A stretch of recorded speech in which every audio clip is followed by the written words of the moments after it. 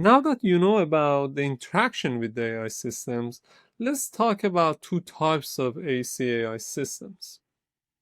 As you can see on the top, there are different problems that we have in AEC, and in the bottom, you see the desired assist, and this is where we want to go. And we want to see how AI systems can help us to get there. There are two ways that we can build these AI systems. One is using approximation base that needs a lot of data from the past. And another one is the model base, when we model the problem using the how-to knowledge that we have. Let me illustrate that with a very simple example. So let's say you want to decide if you need to stop the construction work or not based on the temperature. Let's say based on your experience, you know that if the temperature goes beyond 130 degrees, these are just examples, you need to stop the construction. Or if the temperature go below 10 degrees Fahrenheit, you need to stop the construction. Because I'm in California, 10 degrees Fahrenheit is just too cold.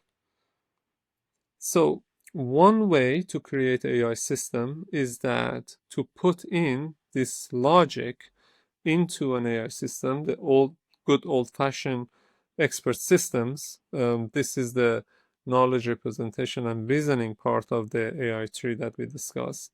And based on this logic that exists into the system, then when the new temperature comes, the AI system can tell yes or no, or the construction should be continued or should be stopped. Another way of doing it is, let's say we don't have this logic, or we have lots of data from the past projects. For instance, we have 100 degrees Fahrenheit, and the answer is continue. So continue, I put C, and is 180 degrees Fahrenheit, too warm, is a stop, is, so these are examples from the past project. Let's say you captured the data from 100 different projects that you have, and you brought in 1,000 examples or samples of the temperature. So this is your input is the temperature, and your output is true or false, or continue or stop. So this is your data set. So you can use the machine learning branch of the AI tree to train a machine learning model that can approximate this function, this logic.